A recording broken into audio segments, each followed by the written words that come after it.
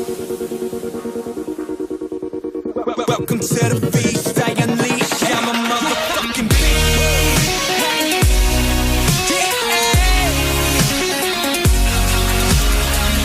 beast.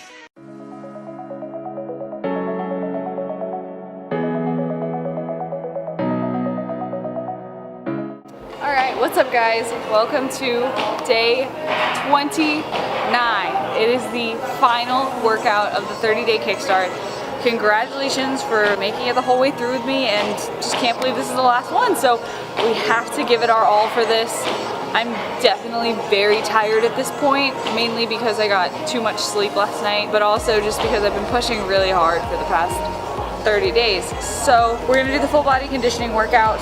I looked at it, I read it through, not gonna make any reading mistakes this time. It doesn't look terrible, but we can make it terrible, so let's do this. So the first one is going to be the elevated pop squat jump, so it's the same thing that we were doing last time.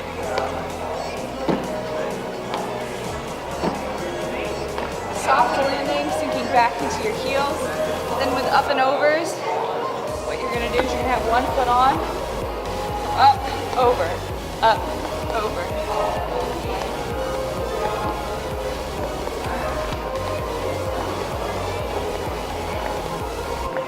As fast as you can. Exercise ball via pass through.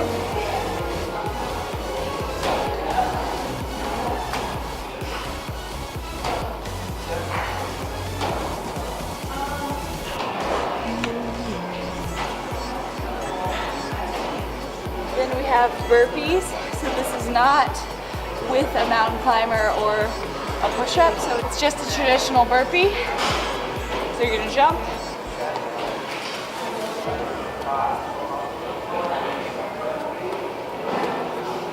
Like so. And lastly is an exercise ball knee tuck. So you're gonna get your feet up on here.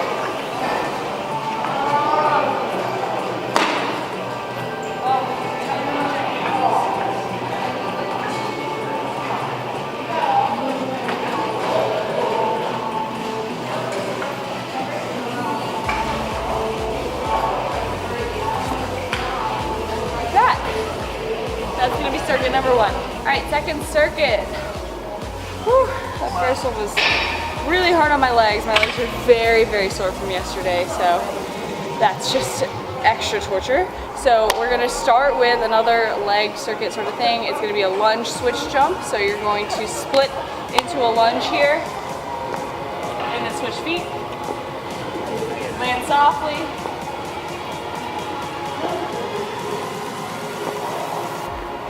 Battle rope, up and over. Bring the step over to your ropes. Come up, slip. Like that. And the momentum coming down on the up and over will actually help you with the ropes. It's just two exercises kind of put together. Then we have the plank pulse, I believe. Down on your forearms. With your toes, you're gonna go into calf extension and back.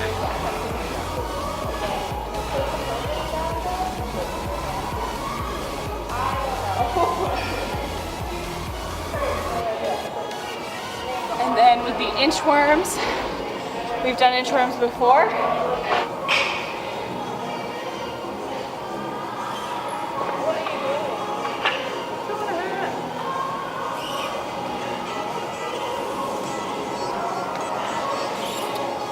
Lastly, the med ball wall sit slam. So it's a 30-second wall sit. Get low.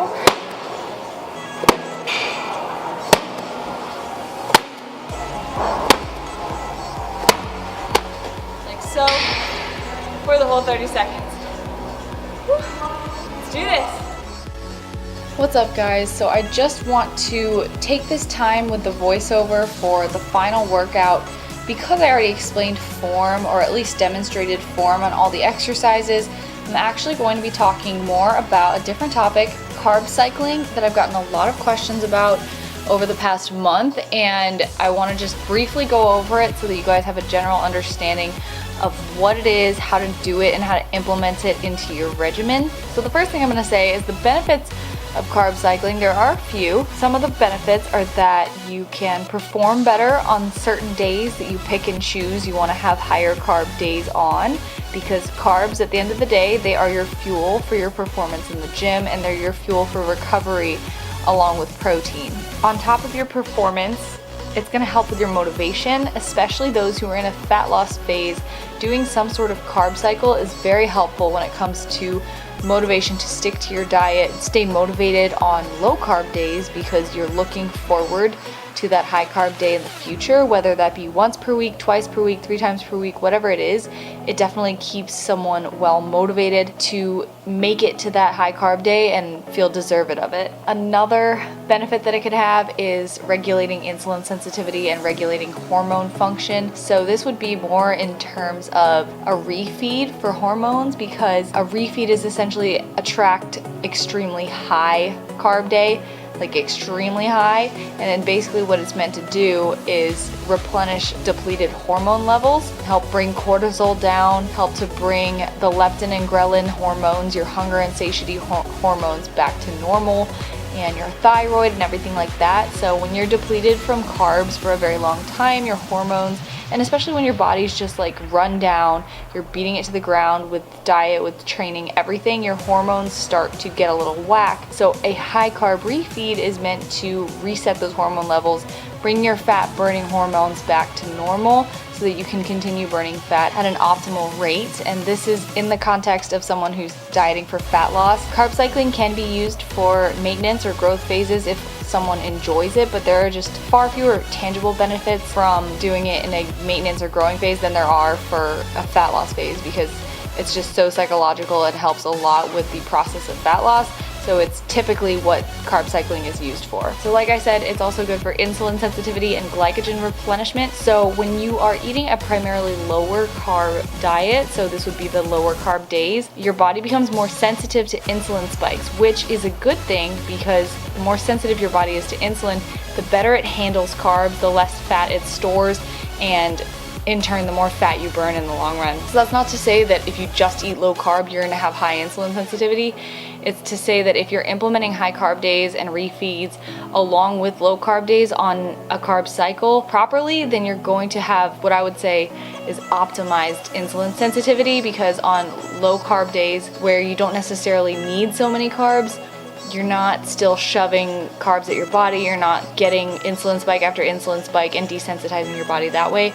Of course, if you're not diabetic, these are all minor things. You do not have to worry about insulin being a problem if you're a regular exercising individual, but just in the context of optimizing everything, it can be helpful. Another thing that carb cycling is good for is replenishing glycogen levels when you are dieting. So again, this is in the context of fat loss, but if you are eating low carb days for maybe 3, 4, 5 days a week and high carb days for 1 to 3 days per week, then on those 1 to 3 days where you're having higher carb meals, your muscle glycogen stores are being replenished, which means that you're gonna be better fueled for those training sessions the next day or later that day.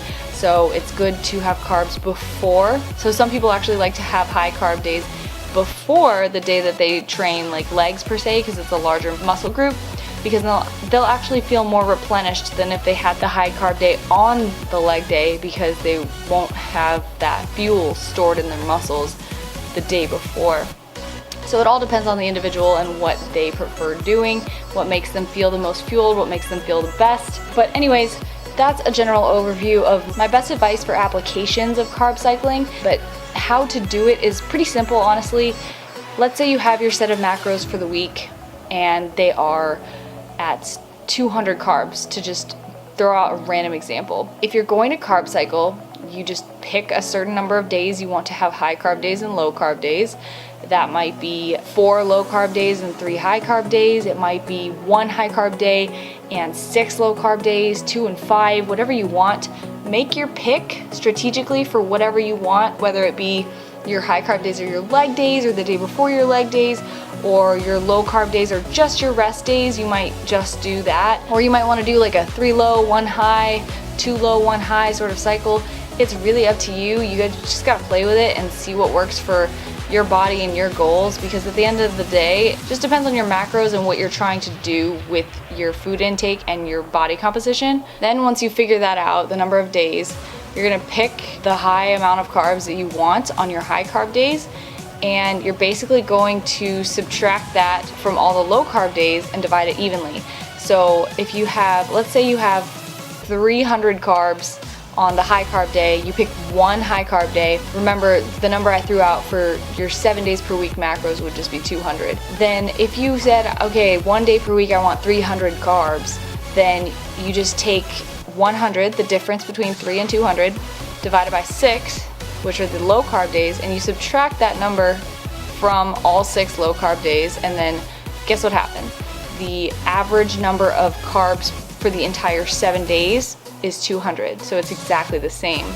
So essentially, from that complicated explanation, what I want you to take out of it is that if you're carb cycling, either with the same number of calories per day, or you want to vary how many calories you eat per day and have higher calorie and high carb days, it's up to you, but your average total calories for the week need to be the same as your set of macros, and your average total carbs for the week need to be the same as your normal macros. So let's say the normal macros are 200. However you split it up, 5 low, 2 high, 3 low, 1 high, and you repeat that. However you split that up, your average total carbs would need to stay at that 200 for the 7-day period. That's pretty much it. That's the simple part of it. I've done carb cycling for the past 2 weeks of this 30-day kickstart just because I wanted to feel well fueled on my lower body days. I think it helped a lot.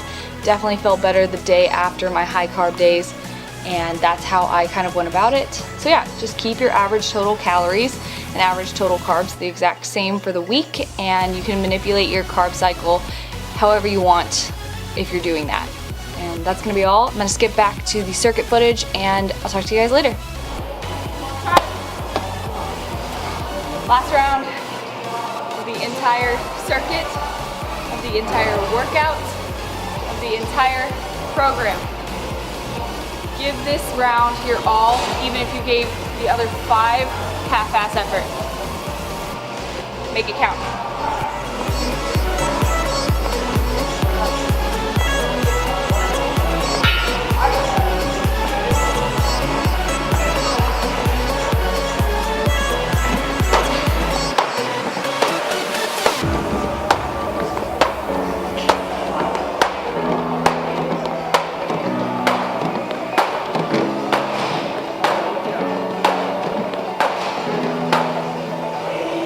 You got it, Marissa.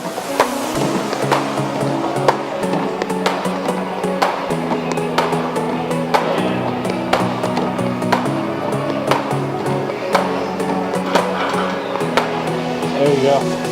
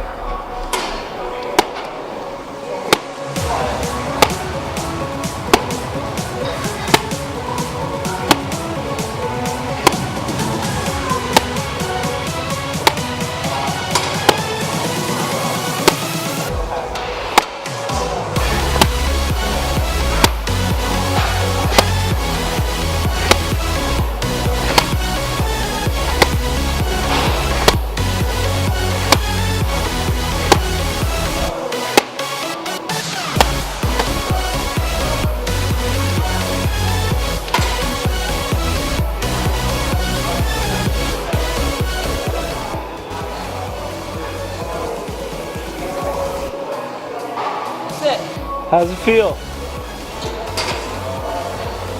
That's really it. It really hasn't hit me yet. Let's take a look at this. That's it. I rated these two an 11. The switch jumps and the up and overs because I had to stop for part of it, but let's look at this.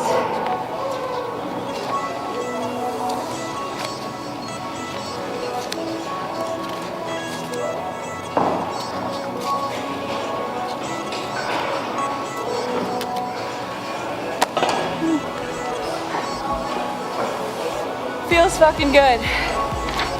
That is it.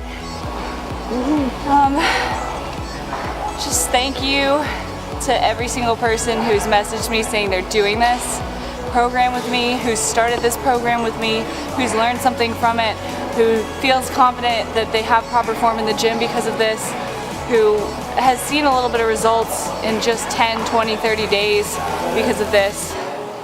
And there's going to be a Facebook group. I just made it for anyone and everyone who's doing the 30-day Kickstart. It's literally just called the 30-day Kickstart Video Trainer Program. On Facebook, it's private. Click add, I will let you in. It's just a positive community for all of us to support each other, to congratulate each other's progress, to support each other, to be uplifting and ask questions. And hopefully all of you guys join that, and we can all be a community together.